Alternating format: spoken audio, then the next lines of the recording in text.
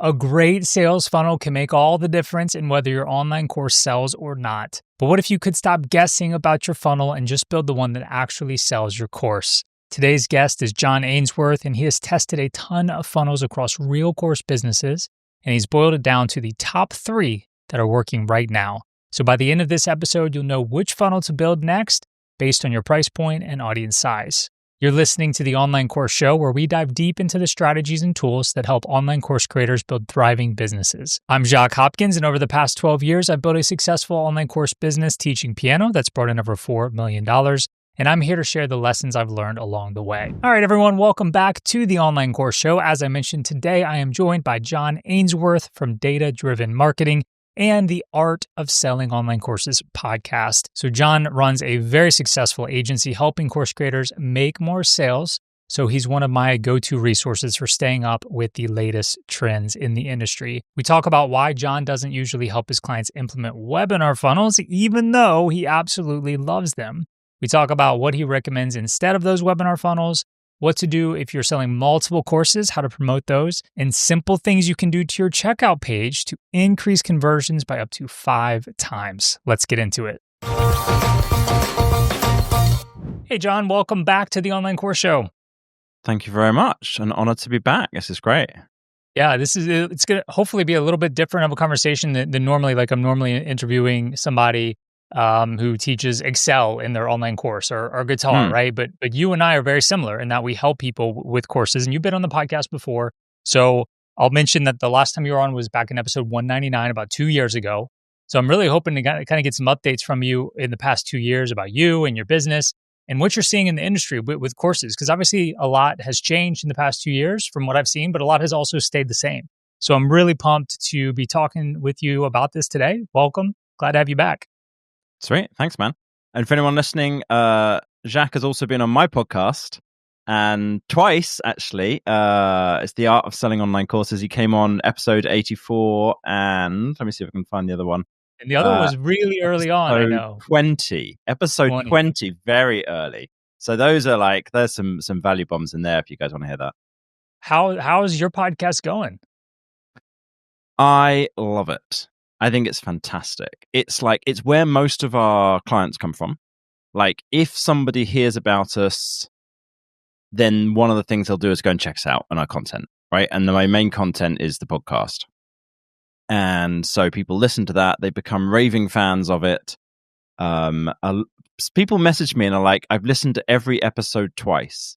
And I'm like, whoa, I think some of them I would have skipped the second time round. I feel like I didn't smash it out the park on every single episode, you know?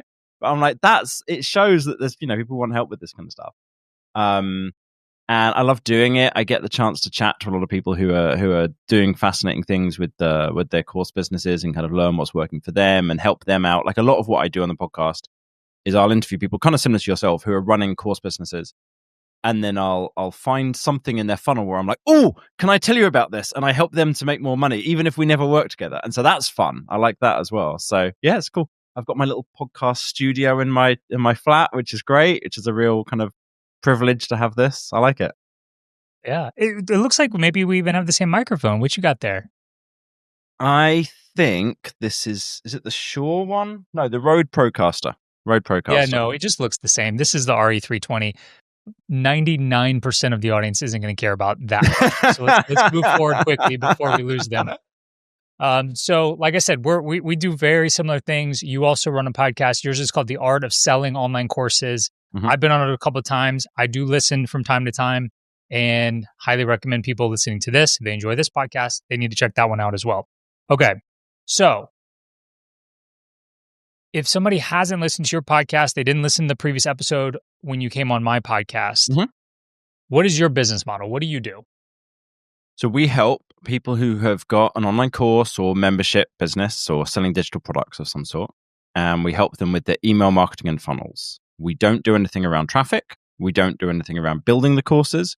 We just do the work around the email marketing and the funnels. And we've got a couple of parts to it. One is we've got the agency element, which is probably the bulk of it, where people who've got a slightly bigger audience already, maybe they've got like a 20,000 person email list or something bigger than that, we'll actually do all the work for them. And then they pay us some small amount plus a percentage of the increase in revenue.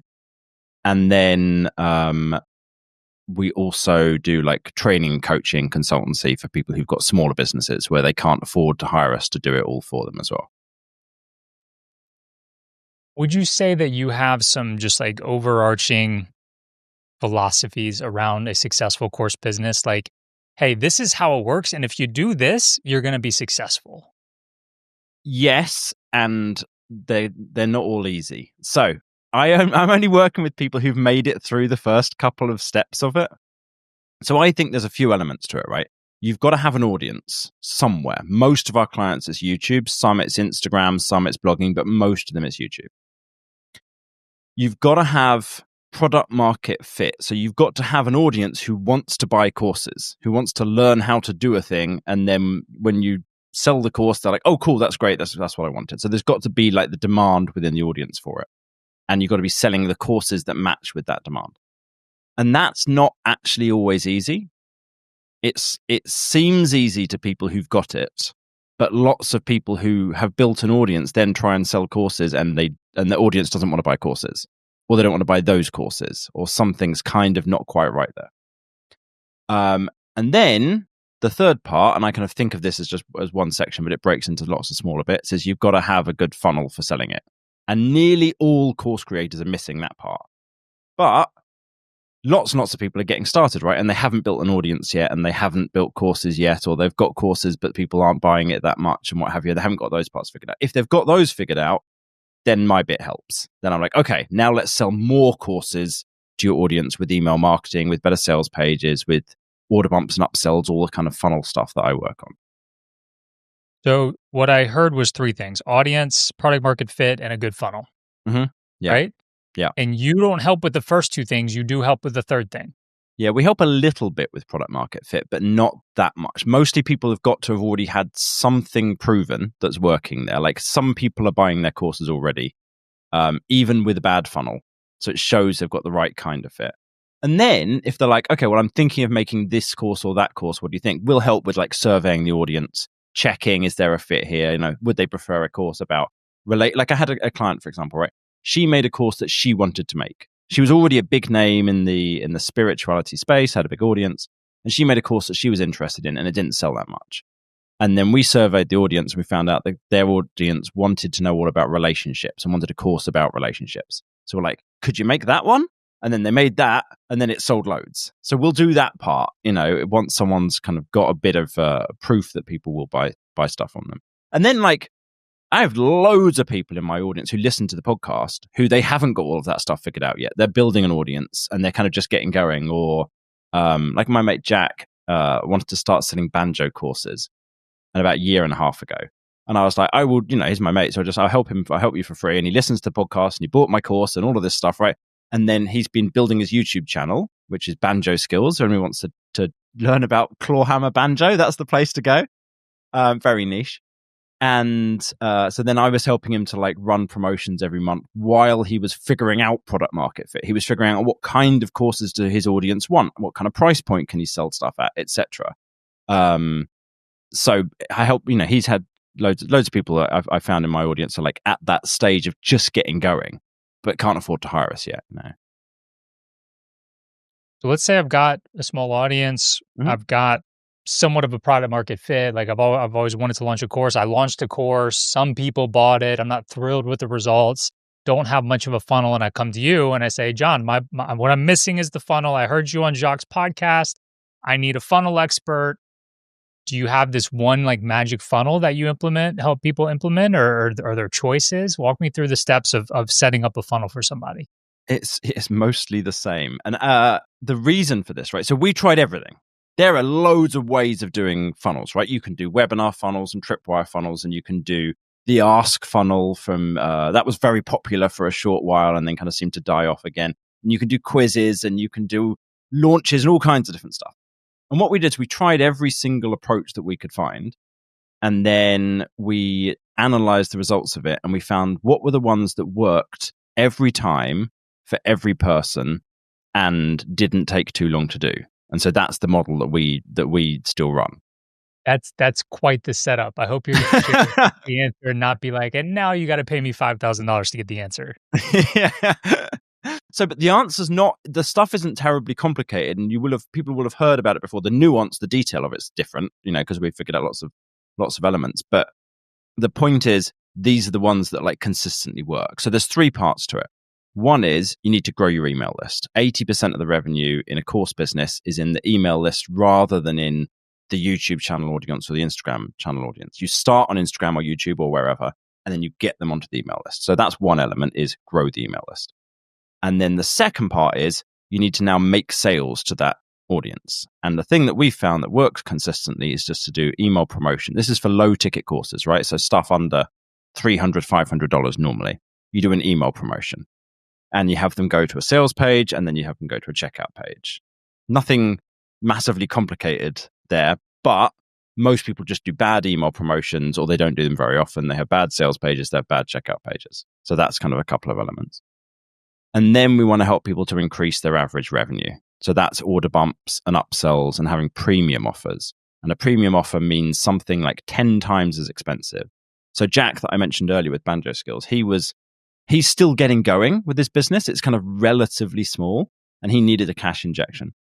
So I talked to him about doing a coaching program where he would basically, anybody who bought from him would get all of his courses and they would get access to coaching with him for a year. And if it was going to work, then he could probably get other banjo people in to come and help do the coaching instead of him. But for now, it's him. And so he was making, I think, about $4,000-ish, $5,000-ish a month. So he was doing okay, but his expenses were like 5 or 6. And he was like, I kind of need a little bit more money coming in right now. And so he sold, I think, $30,000 worth of this coaching as like the high end package. And this is like, I've seen this work consistently. This is an element that nearly all course creators don't include. I know you have it, right? You have more expensive coaching people can get, but most people selling coaching just don't have it. Sorry, selling courses don't have this at all. And they can just massively increase their revenue if they add this in as well. So what kind of price point are we talking about for this? $5,000 to $10,000. See, I don't have that for Piano in 21 Days. I don't have that. Right? I mean, are people really paying that to learn banjo? Yeah. So I'm going to tell you a story. There's a friend of mine called Christopher. If you haven't had him on, you should invite him on. He's wicked. He runs Musical U, and they teach musicality. Yes, I know Chris. Yes. I've met him before. Yes. Great. Okay. So Christopher and I have known each other for years, and I had tried to convince him to do a high ticket offer. And by this, I meant something about $1,000. And he said, I tried a couple of things. It didn't work. It's not a fit for my audience. And I was like, I think that's bullshit, but okay. I talked to him a while later, and not because of what I'd said, but he decided to set up and sell a high ticket coaching program, and he sold it for $10,000. And I was just like, what? No one's going to spend $10,000 to get this kind of thing. And it basically changed his business and made the entire thing work in a way that it hadn't done before. And he wasn't running any of the coaching. He had coaches running the actual coaching. They weren't teaching anything different. They were just getting people to do the stuff that they were already teaching. So then he tells Scott. Now, Scott runs Scott's Bass Lessons, which is a massive YouTube channel for learning bass, which I've used. I play bass, and so I've gone through that, and I knew Scott through Christopher, and so Scott came on the podcast, and we did an episode. He kind of talked all about his whole business, and one of the things he said was he'd talked to Christopher, and Christopher had told him he had this coaching program for $10,000, and then it was making all this money, and so he hung up the phone almost instantly, and he went and he woke his wife up, and he said to her, I'm going to launch a coaching program, and it's going to cost $10,000, and she's like, that's nice, dear. Can I go back to sleep, please? So a month later, Scott works at a frenetic pace. A month later, they'd launched it. And he makes 7 figures a year just from the coaching program. So then we're like, that's 2 data points. Okay, what else? So then I've got a friend who teaches Spanish, does Spanish courses and what have you, and he sells a coaching program where people are paying, I think, $500 a month, that's $6,000 a year for his program. And then I helped Jacques to sell his program the other day, and he's selling his for $5,000. And I'm like, it's consistent. You know, like we haven't actually done this with we've done it occasionally with our clients. Most people don't want to do it. It's a problem because people with course businesses are like, oh, I like how hands-off it is. But if you want to make a load more money, this is going to add like somewhere between 25% and doubling your revenue, having this kind of thing. Because just small... Go on.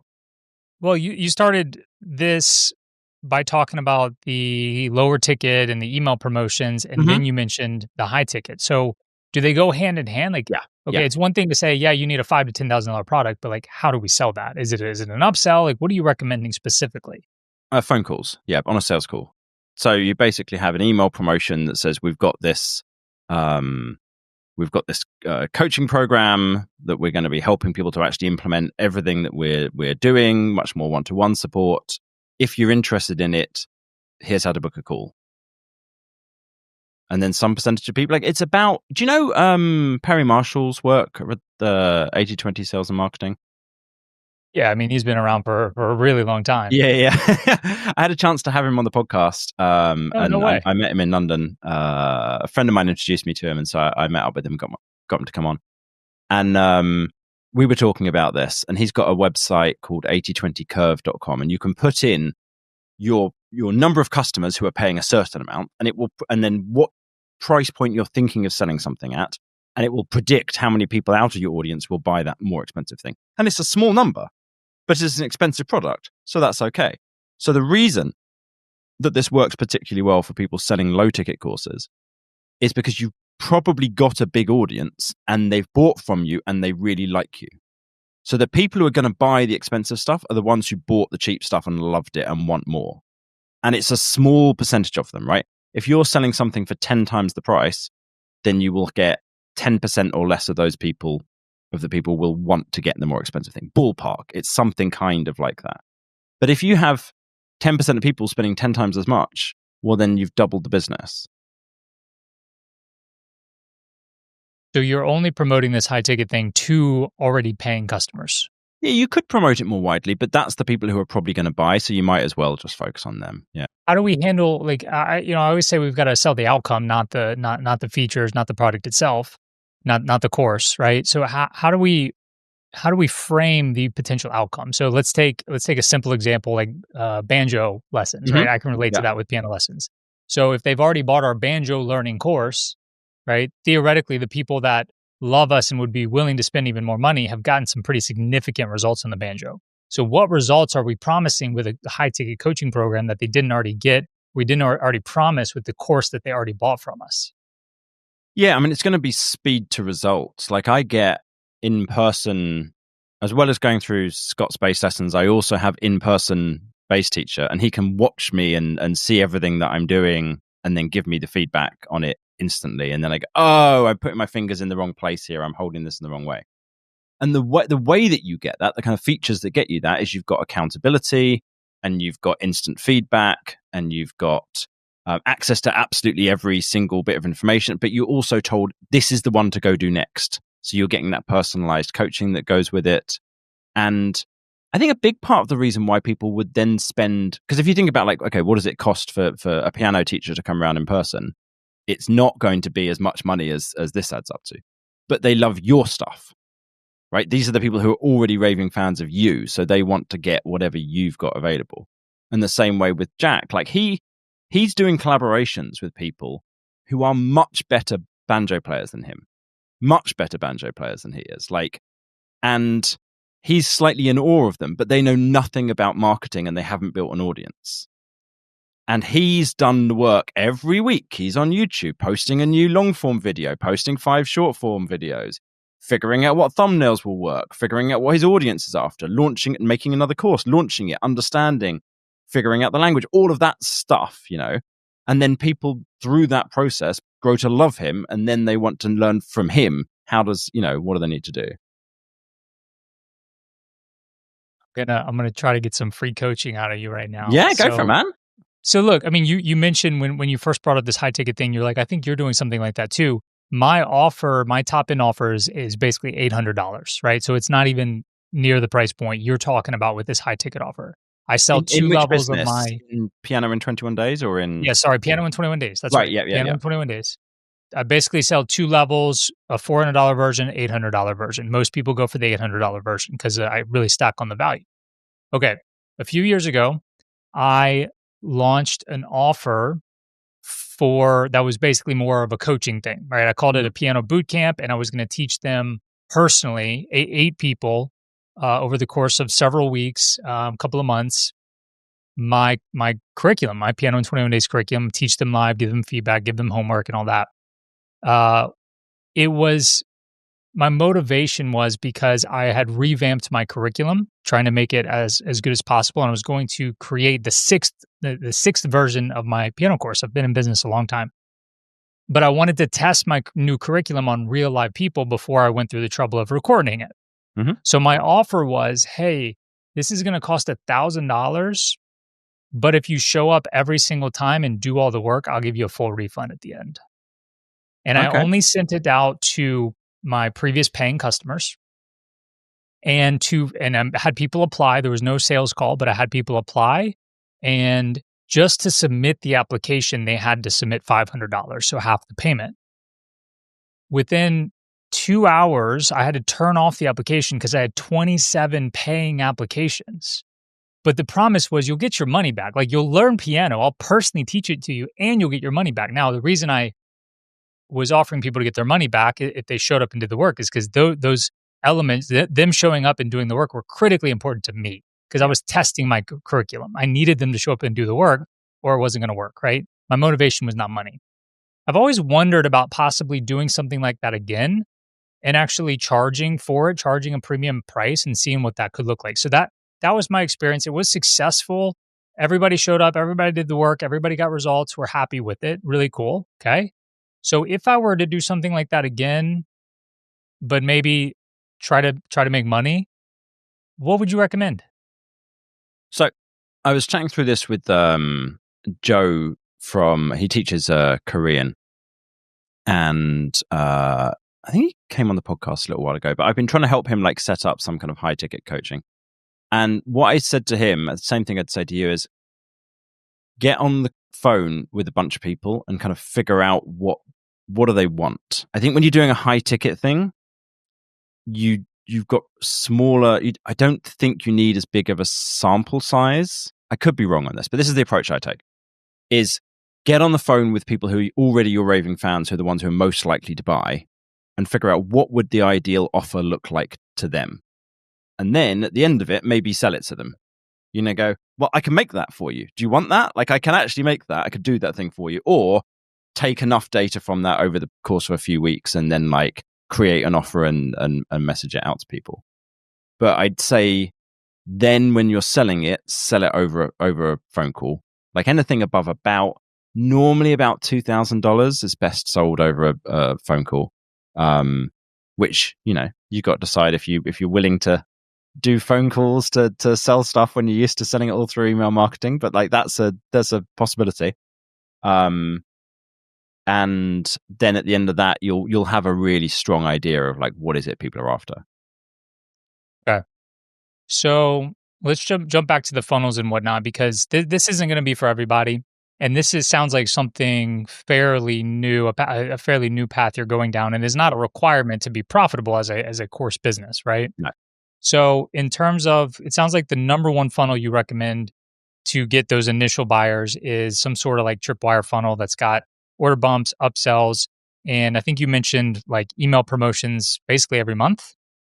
Yeah, so we do email promotion once a month. Sometimes we'll do a full email promo plus a flash sale. Sometimes we just do one email promo, but we've tested doing it every 2 months, doing it twice a month. We found that once a month is like the sweet spot.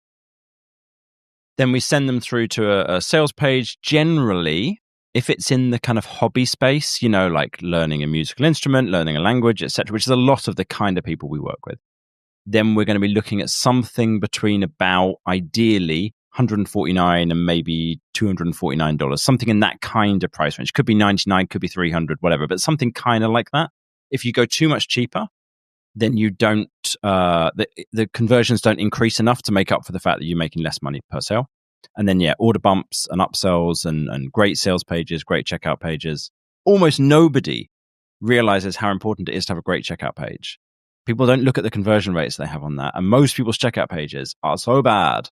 I look at Teachable's like default checkout page, and I'm like, guys, I could probably double your business by just changing your default checkout page. Like, it's so bad. It's so bad by default, and it's so hard to make it good. And checkout page conversion rates are so low with a bad checkout page that it's a massive difference. Anyway, little rant there. Okay. So we're not promoting the exact same offer every month though, are we? No, most people that we're working with, ideally, they've got like 3 to 6 courses. And if they don't have that many yet, then maybe they'll be making more stuff over time.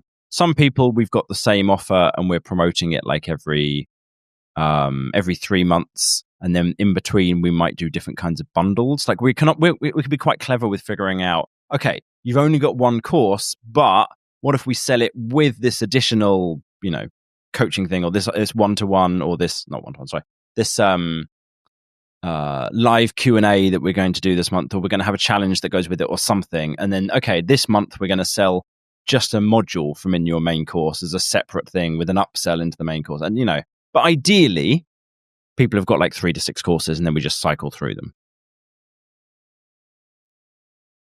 When you're doing these promotions, I'm assuming there's some sort of urgency involved, something is going away? Yeah, there's a discount, normally 20 to 30%, lasting a week. Countdown timers in the emails, countdown timers on the sales pages to let people know that's going away, urgency emails towards the end of the email campaign, that kind of thing. Mm-hmm. What about the evergreen funnel? I mean, what you're talking about is like promotions every month, but are you also relying heavily on selling to people when they first enter our world? Yeah. So what we do is we run the tripwire funnel as the front end evergreen funnel, followed by about a 2-week welcome sequence that finishes with a promotion of whatever the most popular course is. So a tripwire, for anyone who doesn't know, is basically a low ticket offer. We normally are doing something around about $37, could be $17, could be $50, could be $60, whatever, but generally $37 is like our starting point.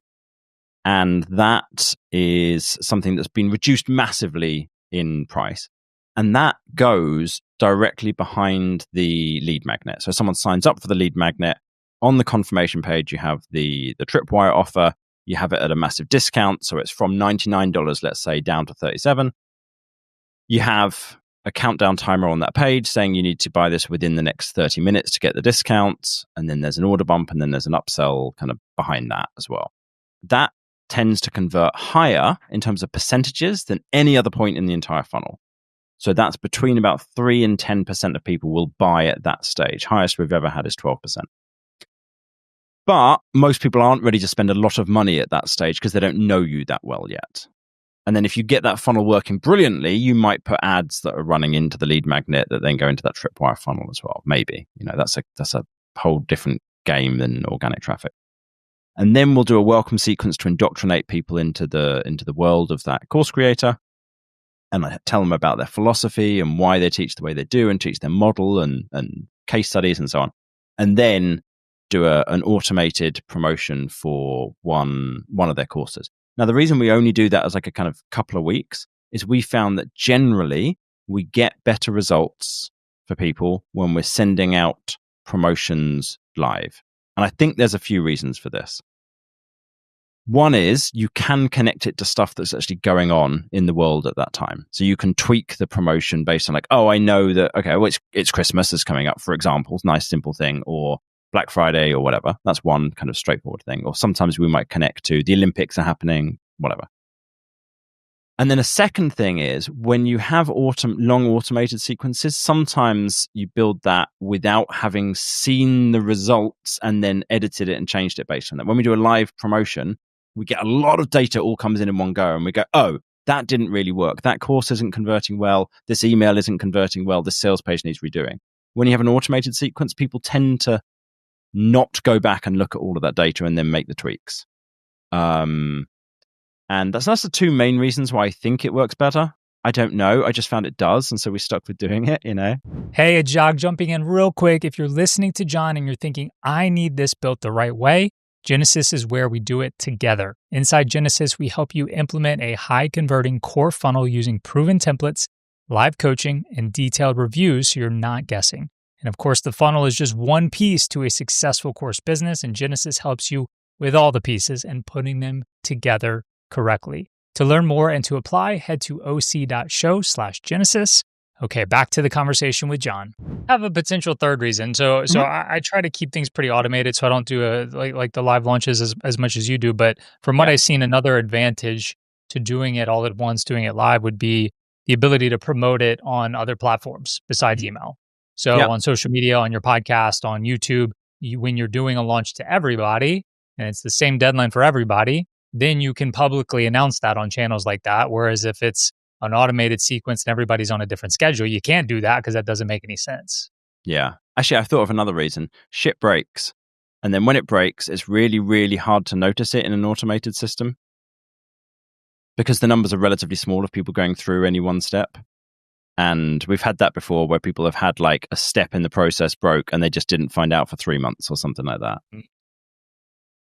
Yes. Okay. So if we keep talking, we might come up with more reasons, but not to say there aren't good reasons to leave it automated too, because that is less work, right? I know it's the process you like. And I know you've come, when you come on the podcast, you kind of talk me through like your way that's automating it. And people love that, right? And the thing is, these other systems all work. Like this is the one that we have found to work best for us and our clients. But webinar funnels are also awesome. And we'll do them sometimes with people, but it's not the main system I'm teaching because most people aren't comfortable doing all the work in a webinar funnel. Most people don't manage to make the automated sequence work well enough, from my experience, you know, with the people I've worked with. It might be different with the way you're teaching it or the way that you're helping people with it. But all I can say is kind of what we've seen work. And so that's kind of what I stick with. Sure. Yeah. I'm glad you mentioned webinar funnels because that's a good transition to, I was watching a YouTube video of yours you made a few months ago about the top 3 funnels for course creators.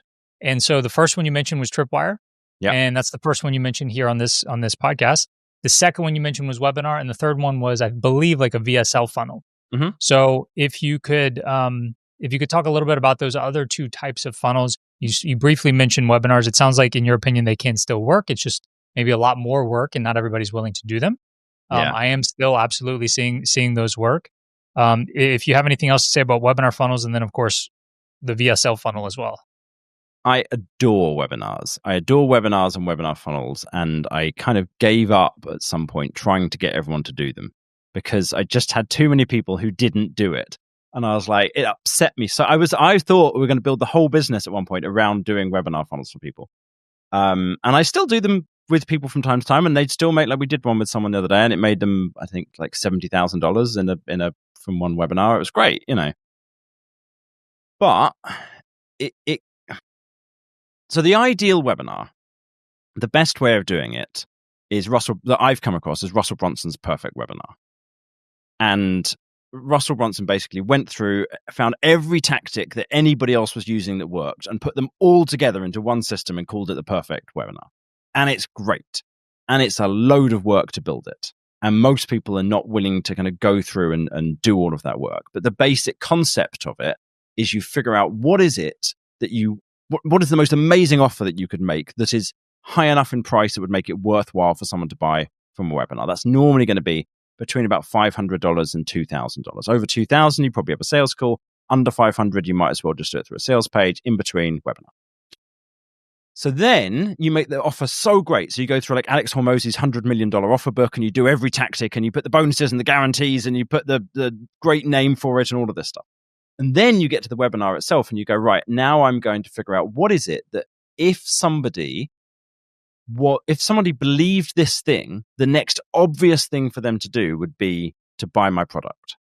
And that's your starting point. And then you work back from there and you go, what is it that is stopping them from believing that right now? Why do they not believe this one big concept that I want to try and get across? And then you break that down into 3 stages. So what are the 3 things that are stopping them from believing this one main idea you're trying to convince them of? And that might be money, it might be time, it might be something about themselves, it might be something about the product or the world, whatever. You figure out those things. And then you start teaching what he calls secrets that allow you to convince people that those things they believed are not true and that actually the world is a bit different. It has to be honest. You have to actually believe the things that you're saying. And then you break that down into all these stories that you're teaching them. And then you teach people this thing through stories, and you help them to have these epiphanies themselves rather than just telling them facts and data. And then you put the whole thing together as a webinar. And it's loads of work. And I get why people don't want to do that, because it's tons of... Now, you can do a teach and pitch webinar and they also work, right? But that's the ideal webinar, is to do it using this whole process. Yeah. That's basically how I teach it. It's great. It's fantastic. But I just see loads of people don't do it. So how do you find it? Do you get people to actually put that together? Yeah. So I have a webinar for Piano in 21 Days, and the version that runs today is the same one that's been running for probably 4 or 5 years. The same one still makes sales almost every day. So and I'm using that formula basically that you laid out, and it works great. But was it a lot of work? Sure, absolutely. But you do the work, and then it can run for quite a long time, right? Mm. So I have a coaching program for beginners, right? We do help beginners, unlike you, which is great that you. I've heard it's amazing. I know people in it. I think they've said wonderful things about it. Yeah, amazing. Thank you. Yeah, and I think that I've certainly heard your name in terms of crossover with people that have worked with you as well.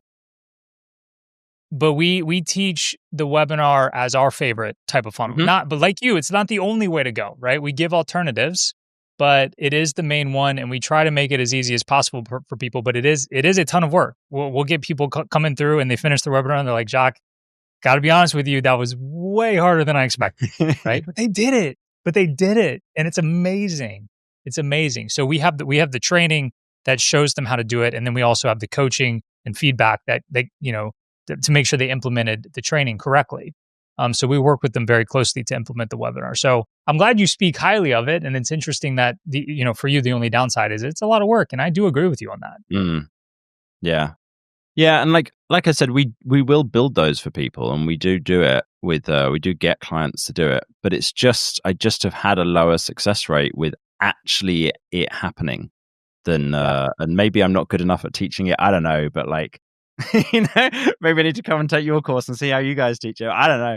But it's the conversions, especially on higher ticket offers. I just think it's fantastic. Yeah. Everyone gets so engaged. They spend an hour with you, and you get to make your pitch to these people after you've got them in the right mindset from teaching them all this stuff for an hour. It's just fantastic. All right. What about the third funnel that you mentioned in that video? Tell me about VSL funnels. Yeah, we use that less. There's a couple of ways that we do it. One thing is we'll sometimes do it as an upsell. So instead of having a sales page for an upsell, we'll have a VSL as the upsell page. And the other place that we do it is when we are we'll actually put a sales video on the sales page. And we kind of get the person to summarize everything that's on the sales page. But we found definitely it's kind of third in the list, the email promotion to sales page, and then webinar head and shoulders, I'd say, above that. Do you use it at all? Do you run those? So before I answer that, let me ask you this. Yeah. With the first funnel, the first funnel you mentioned, you're still linking out to a sales page, obviously. Are you saying there's no video on that sales page? There's normally a video on the sales page. Yeah. So how is that different than a VSL funnel? Well, so a VSL funnel I think of as being where it's just the video.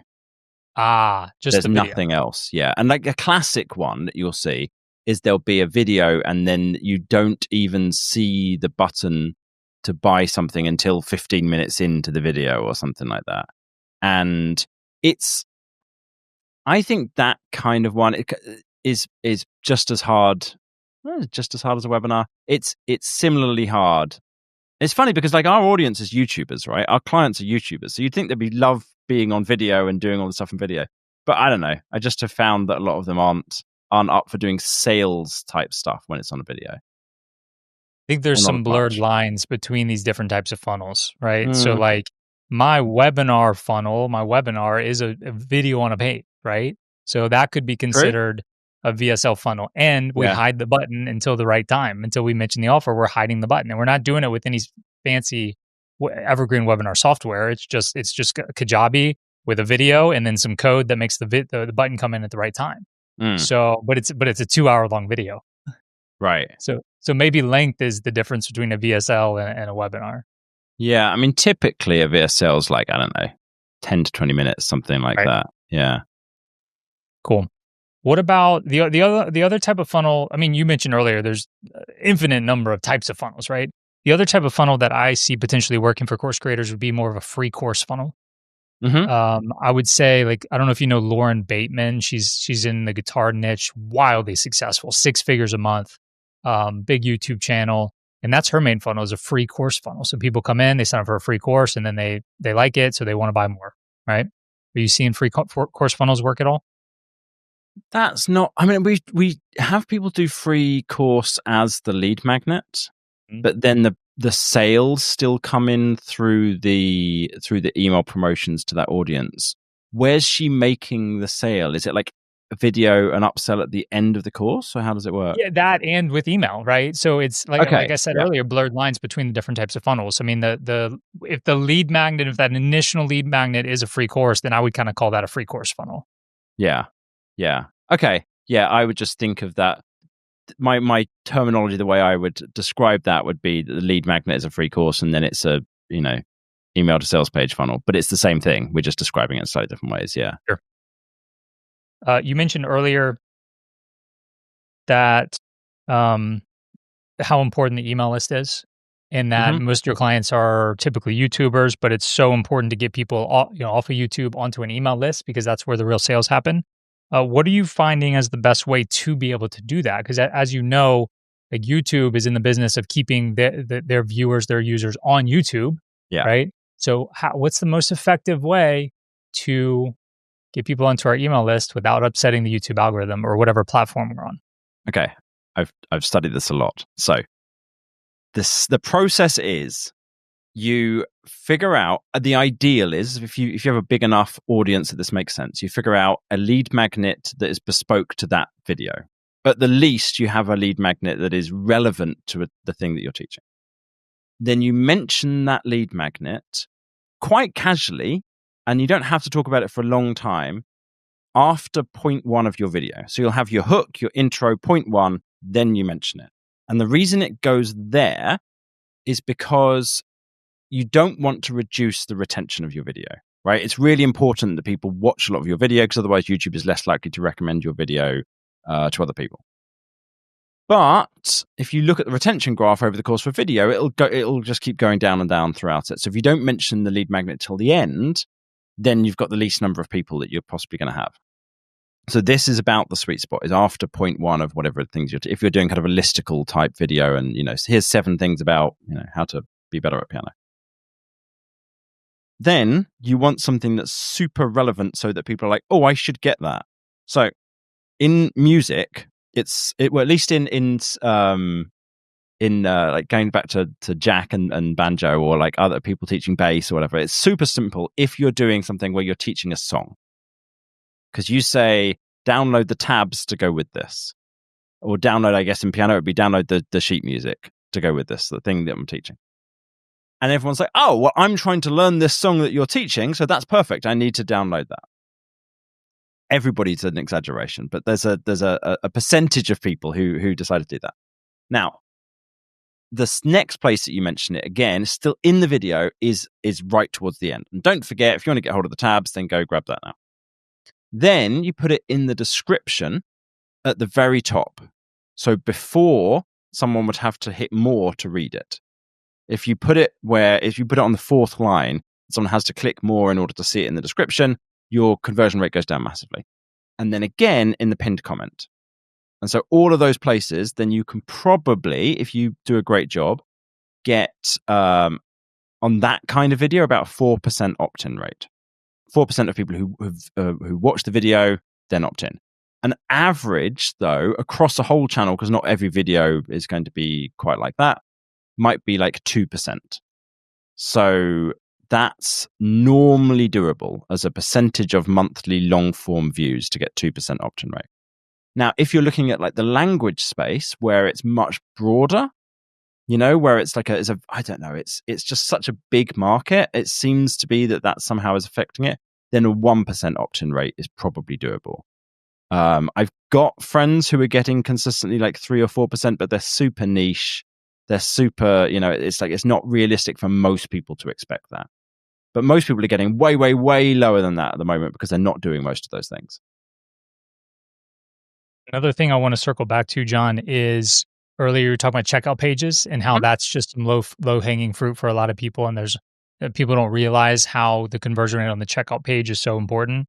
What are some things that you're looking for when you're reviewing somebody's checkout page that maybe they're missing or just not doing near well enough? Yeah. So there's a few like simple, straightforward things to have in place. So first one is you want to keep the form as simple as possible. So if you don't need them to set up a password right now, don't ask them to set up a password. If you don't need their address, then don't ask for their address. Keep the form short and simple. Next, we want to make sure that they feel really comfortable. So we want to remind them of the thing that they're buying. So you have a picture of yourself and then the product like on the phone and on an iPad and on a desktop and what have you. So they can see, yes, I'm getting this thing that I thought I was getting. There's the name of the thing I was planning on getting. I'm not like accidentally buying the wrong product or something weird. Then you want to have a reminder of the main benefits. We're talking like 3 short bullet points, like 3 one-line bullet points. 3 testimonials, maybe more, but 3 kind of works pretty well as like a starting point. Ideally with a photo on there as well. We want to have the kind of the things that make people feel like it's going to be trustable to go through this process. HTTPS. We want to have the SSL certificate. We want to have a thing showing like, you can buy with Amex or MasterCard or Visa, what have you. We want a guarantee. If you've got a guarantee, which you probably should have, we want the guarantee to be mentioned with a badge showing like 30-day money back guarantee on that page as well. And then maybe bullet points mentioning the bonuses that they're going to be getting as well. So all of those things help people to feel like, yes, I am definitely buying the thing I meant to buy. This is safe. So it's like just little elements from the sales page, just little kind of the crucial elements from the sales page that remind them that they wanted to get this thing in the first place.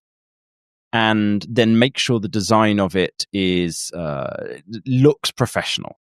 And the difference this can make is it can 5 times someone's sales. That's the most we've ever had with making changes to the checkout page, is tweaking all these bits. Now, if you're doing, I'll give you kind of some ballpark numbers.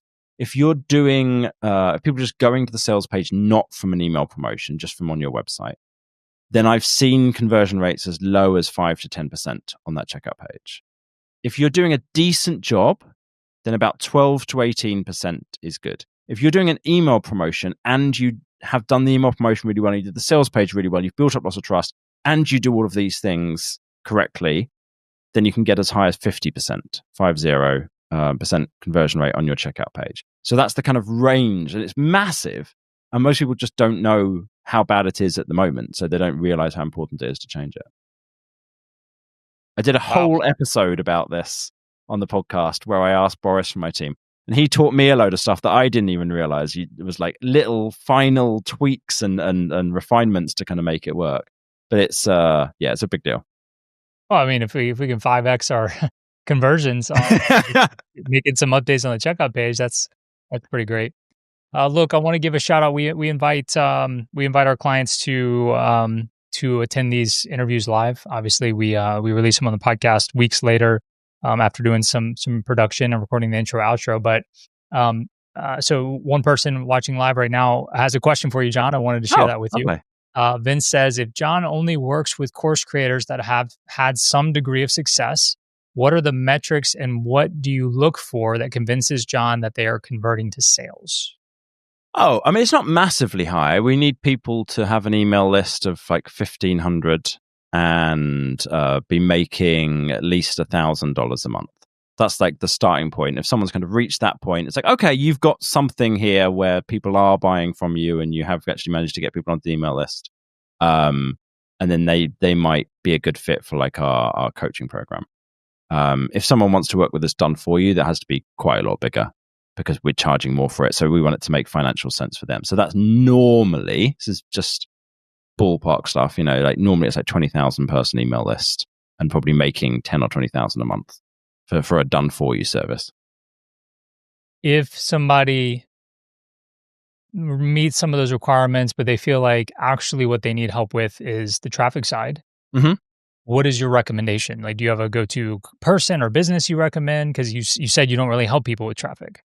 Yeah, so if it's YouTube, then Oscar Owens is doing some amazing work around that at the moment. He's got a great YouTube channel on this. He came on my podcast a little while ago, and he teaches magic and has done this for many years. And he has a magic channel on YouTube where he has over 1 million subscribers. I forget what it is, but it's big.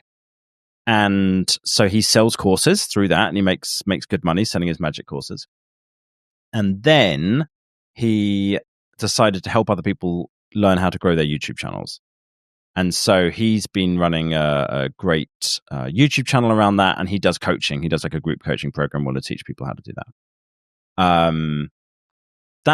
don't know, most people don't come to me and ask about like growing their audience. I guess because I kind of just have made it really obvious I'm not an expert in growing audiences, So that's the only one that I can think of. Oh, and the other guy with YouTube is Justin and Mike Brown.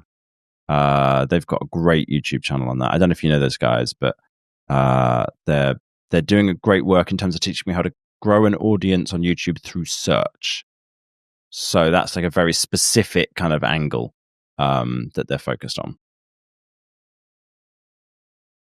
In the past 2 years, has anything changed in our industry, or is it pretty much the same? The general formula the same? So the formula's the same, but the depressing thing, if you think about it, is that if you did everything right 2 years ago and you do everything right now, you're making less money than you were 2 years ago, probably. What? Most depressing. people. Tell me more. Yeah. I just keep seeing this across a wide range of people who I've been talking to. Now, from my point of view, it doesn't really affect me and my clients because people come to us when they're not doing anything right with their funnels. And so we implement everything and they're still making a bunch more money.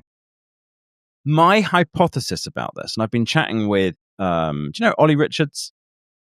Oh yeah, the language. What's it? Story learning or something like that? Story learning, yeah. So he's a friend of mine. He runs a great language learning business, and he also is running a YouTube channel around how to think about your course business as well. And he and I have been chatting about it, and one of what seems like it's maybe one of the reasons is that just the market generally is changing in terms of how much support people want when they're learning something. And I'm not sure about this, right? I'm kind of trying to figure out, is it AI? Are people learning so much from that and using that but it seems to be the case across a wide range of niches with different age groups where they would be using AI more or less. So my thinking is that there's just a general shift in people in the market about how much help and support people want. Meaning and they want more. They want want more help and more, support. and not just courses. Now, it's not like nobody wants just courses, but less people. And so I was chatting I had Pat Flynn on. I know you've had him on the podcast. It was the next episode after mine, actually, and you had him on episode 200. So he came on. I was chatting with him about the approach they're taking with having the membership with loads of support that goes with it. And that's an approach that they've found works for them. And so I don't know the answer on this one, but one of the things that I think about a lot is having those higher ticket offers for the people who want loads more support, which is one of the reasons why I'm starting to lean into that and talking to a lot of people about it and learning more of what's working and helping people to implement it. And there's probably stuff in between as well, right? It doesn't have to be $10,000. You could have an offer that's $1,000 or something like that. That's kind of also works. But yeah, have you seen anything around this? Have you noticed in your course business that it's sales have changed all over the last couple of years? So my course business, so Piano in 21 Days, no, my offer has not changed in several years. And I will say, like, August is typically our lowest month of the year. Mhm. I've got some theories on why that might be the case. I think it's just kind of back to school time. People are busy, end of summer. It's just the least likely month for somebody to want to learn piano. On the flip side, January is typically our best month. Sorry, not typically, always our best month. I guess unless there's a worldwide pandemic, then May 20 May 2020 was my all-time best month. But in general, January is going to be my best month because people get keyboards for Christmas, people have New Year's resolutions. That's always my best month. This August that just wrapped up was our best August in many, many years. Mm. So without changing anything, the health of Piano in 21 Days is pretty strong. But that's one example, right? But I do agree with what you're saying in terms of maybe a little more support is people value more, and I just think that community and interaction are important things to include with your offers, or maybe with a certain level or tier of your offer, right? So like Mm. my $400 plan for Piano in 21 Days, you just get the course, right? But the $800 level, you get the community and you get the live Q&A and lots of bonus courses and things like that. And that's why, even though it's twice the cost, it's far more popular. Far more people go with that option. Um, so that's what I'm seeing in general, and a lot of people are drawn to courses because of the allure of the passive income, right? And Mhm. I hate those words because true passive income is so incredibly rare. I'd rather look at it as just less active your income is. Mm. Um, and so they want to create these courses where they don't have to do anything after the sale. And that is possible to get to that point through delegation, outsourcing, and whatnot. But especially when somebody's starting out, I like to encourage them to include maybe a couple of one-on-one calls as a bonus and community interaction, live Q and A's. Knowing that down the road we could either start stripping out some of those things as we become more and more successful, or outsourcing some of those things can work as well. So I think those types of things are becoming more and more important, especially with AI. I mean, that's how we can stand out is our personal experiences and stories as real individuals. Mm. That's what I'm seeing. Yeah. I think that's if it's things that people want and that help them to get the result. I think it's like, well, let's try and stay ahead of the curve and just give people, build a better reputation, get people better results, help people more. The margins have got to work and you've got to be happy with it as a business. It's got to work. There's no point building a business that you then hate and you don't want to run anymore.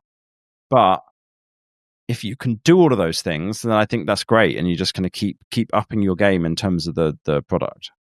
And something else just stood out. I wonder if the rate at which course creators are coming onto the scene is increasing faster than the people that are wanting to take courses, right? So it's just like Mm. more competition, and all the more important for you to stand out as a course creator. I mean, that's Well, always that's been true, isn't important. it?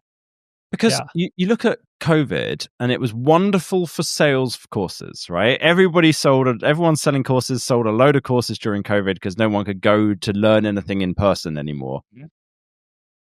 But it also meant that a whole load of people who then couldn't go into their job, whatever, so I'm going to set up my own course business and I'm going to start Yes. a YouTube channel or whatever. And so there is a lot more competition that's kind of coming into the scene. Yes. And that could be just like, oh, if it's just as simple as there's more competition, then definitely the answer is do it better. Right. Exactly right. But that's always been the name of the game in business, right? Is how can we stand out from our competition, Mm, post COVID or not? agreed. John, we've been going for Yeah. about an hour, man. It's been a pleasure. Good to get the Great. two Well, year thank you. update. This is Um, wonderful to have a chance to come on. yeah, just as a reminder, where do people go? What's your website? What's your brand? Where do you want to send people to learn more about you and what you have to offer?